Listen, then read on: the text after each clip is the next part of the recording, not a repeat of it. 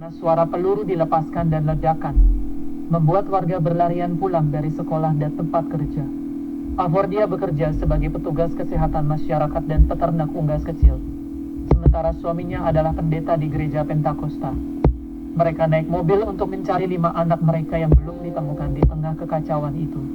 Namun tanpa disadari mereka masuk ke dalam penyergapan. Mereka menghentikan kami dan menyuruh kami keluar dari mobil. Lalu mereka bertanya kepada suami saya, "Apakah kamu seorang muslim atau orang kafir?"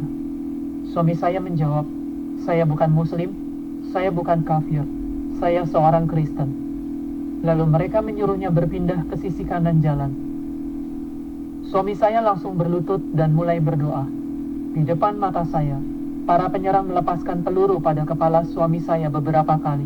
Setelah itu para penyerang berbalik kepada Afordia dan menanyakan hal yang sama.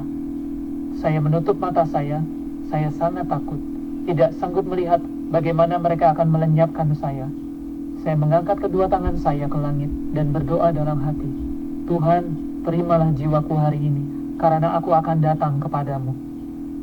Lalu saya mendengar seseorang di antara mereka berteriak, "Hentikan! Siapa yang menyuruhmu melenyapkan perempuan itu? Biarkan dia pergi." Ajaibnya mereka benar-benar meninggalkannya sendiri. Ia menemukan anak bungsunya yang saat itu remaja, lalu mereka meninggalkan mobil dan melarikan diri ke pegunungan. Dengan bantuan orang-orang, mereka akhirnya dievakuasi ke ibu kota provinsi dan dipertemukan kembali dengan keempat anaknya yang lain. Sekitar sebulan kemudian, setelah wilayah tempat tinggalnya direbut kembali oleh pemerintah, Afordia kembali ke rumahnya, meskipun banyak penduduk yang tidak pernah kembali lagi. Ia menemukan jasad suaminya yang sudah mengering di bawah terik matahari dan memberikan pemakaman yang layak. Namun ia masih mengalami trauma yang berat. Saya benar-benar hancur, tidak bisa tidur, merasa seperti bukan diri saya sendiri.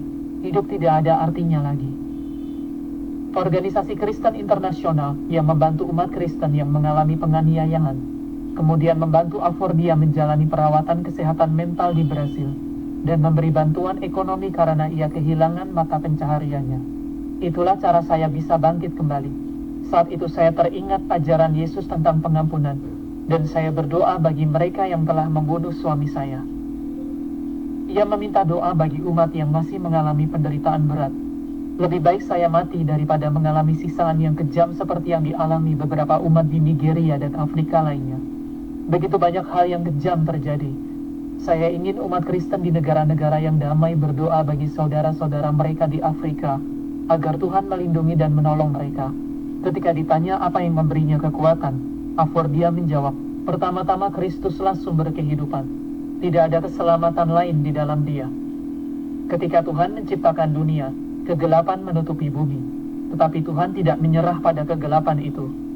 Ia terus berkata, "Jadilah terang." Itu yang memberi saya semangat untuk tetap mengikuti Kristus, walau banyak penderitaan, karena saya tahu itulah kebenaran.